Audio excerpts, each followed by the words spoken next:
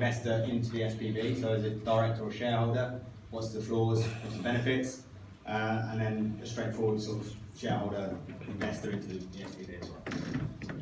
So, off the top of my head, the thing that I would say goes wrong the most with JVs is nobody thinks about what's going to go wrong.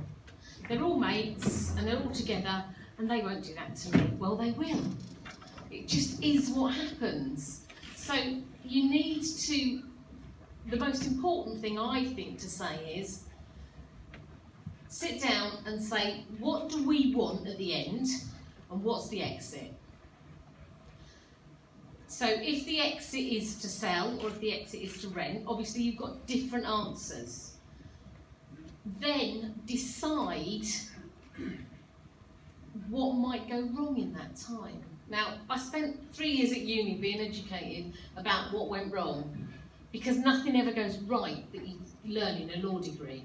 And lots of things go wrong, and most of it's because they're not written down. And I could stand here and tell you, one particular one springs to mind. This couple allowed, it was not the same sort of JV as we would work in, but it was in effect a JV. One couple lent another couple money so they could go travelling, and they told them they would give them the house for the rest of their lives. And they were an elderly couple, and it was perfect. However, what they didn't tell them was that when they ran out of money, they were going to come back and live in a garden, in a caravan they had. And it went so bad that everybody lost everything. And it was just because nobody considered. So sitting down with somebody who knows what might go wrong, because you don't know what you don't know, is quite an important thing. So sitting down with somebody who's previously done something or things have gone bad. There are people I know in this community they've done it all on paper, on the back of an envelope, they've agreed it, and they've been kicked out of the deal. And they're now in court trying to sort this out.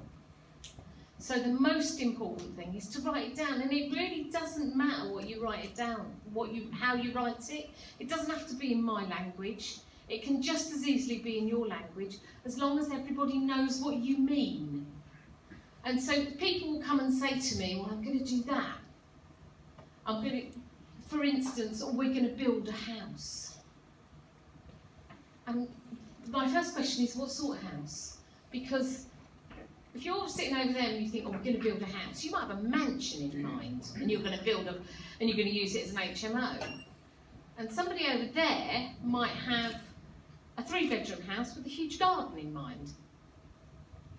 They're poles apart. And you need not to be there. You both all need to be singing from the same hymn sheet. You need to decide what you're going to do if it does go wrong. So are you going to go to mediation? Are you going to go to court? And you need to decide what happens if one of you dies. Because, and I know that's the will, but that's where you see it go wrong. Somebody has tragically got killed, got cancer, can't do it, whatever reason, is ill.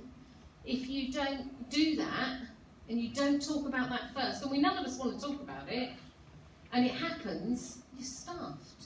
You might have mate's wife who you can't stand being part of your JV. And there where things go wrong, it's where personalities get involved. So yeah, there are loads of legalities I could stand here and talk to you about.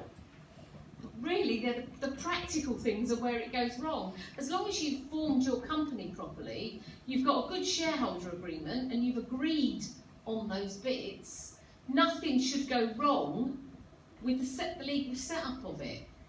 The real difficult thing is where the personalities get involved. And I'm not a counsellor on that one, but that is where they come in. That's where the problems, and competing expectations, like, oh, we can't, that's not economical to develop. Not economical for who? And they're the questions. You know, there are about 24 definitions of reasonableness in the legal world. It's not reasonable to develop it, not reasonable to who? Not reasonable to somebody who wants an 8% return, or somebody who wants a 50% return. Which is that reasonable for? So that's where you need to do. You need to look at what might go wrong, as desperate as we all are to get it going, you've got to start there. You've got to start with the end in mind. That's Excellent. off the top of my head. I think that's great. I think that we've been through a lot of this as well, obviously, as you can imagine. And a few key points that we've taken, just to sort of back that up, I suppose, is just get, we'd call it heads terms between the two people. So it's just really, that doesn't have to have any kind of format, just like Joy was saying. It's just a basic agreement that just as a few bullet points even, this is what the outline of the deal is. We're expecting you to put the money in, and we're going to do this and whatever. Just what the returns are going to be. Just the headline of it there. Then you can take those heads of terms once you've agreed it with the other party or parties, and take them to a solicitor who, as Joy said, they'll prompt you with some of those things that you can't think of are going to go wrong. And then that's really good. You can then form like a shareholders agreement. Even if we've done it where I've just done it in that meeting. So you're all sitting around a table, the solicitor will prompt you with the questions, and you just answer them between you. All right, if that happened, then we want to do this. So they'll just make a note of it and then formulate it afterwards into a shareholders agreement. One thing I'd like to add to that is just when you do that, don't park that document and forget about it forever, because that shareholders agreement will generally have points that you have to hit all the way along in. And if you forget about it and you do something differently to what you've agreed, and I'm talking from experience here as well, then you can get into trouble because you've agreed you're going to do that early on in the deal. Now, none of this ever comes out if everything goes right. It only comes out if things start to go a bit wrong. And if you've agreed you're going to do something and you don't do it, then that's when you can get into trouble and you get into court cases and things like that. So just refer back to it. And in the past, we were always honest with you guys. We haven't referred back to our deals that we've done with people as well as we should have, and we got into trouble for it. And and I'm not going to go into any detail about it, but we've learned the hard way that just keep an eye on it and check back on it. And we're a lot more professional with that sort of stuff now that we've got our FD. So we've got a financial director who he sort of looks after all that stuff with us as well. So we're all entrepreneurs in here, and we go off starting new deals all the time, and the team behind us have to keep mopping all the mess up and all that kind of stuff. We're not detailed people. Some of you might be, that's great. But if you're not a detailed person, make sure you've got someone in the team, just like Neil was talking about earlier, who's going to check that stuff's getting done. Because you're going to agree anything, you're going to agree whatever you need to make a deal work, I'm sure, like we have done in the past. You just need to make sure somebody's actually making sure those steps are getting done. And if not, it's fine, because deals change, don't they? You get halfway through and something's happened which you didn't anticipate at the start. Do you know what? That's even fine. But you just do an amendment to the original agreement then and add something to it, and then you all agree it again, have it in a meeting in a load of minutes, and it adds to it, and then you go down the new path altogether. But you get the agreement from the other party that that's the way it's going to happen. You need to do it first, Yeah. because it's no good trying to put it right when it's gone wrong, because it won't get put right. Yeah. It's just because it's already the argument when you get there when it's gone wrong. Yeah. So, but given a good set of heads of terms, it's very easy to put together an agreement.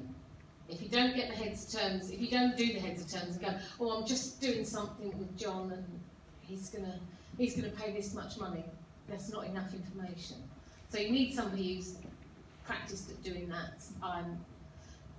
It's something I've helped people with, but you can at least, because I can go, actually that might go wrong, what do you want there and what do you want there, and I've helped people get the heads of terms together even, so, which is a useful thing to have the start off with. So. Once you've got one, you can replicate that throughout the deal anyway, so yeah, if you haven't got anything, first deal you do, get it done properly. Cool. John, was there any specific questions you wanted? Because I know your question. Yeah, I agree that I'm going to have a conversation after this with Joy. People talk to the specifics, so rather than take anything through my specifics, it's probably better that we have that one-to-one. Cool. So, thank you. Yeah, thank you, Joy. Thank you very much, Joy.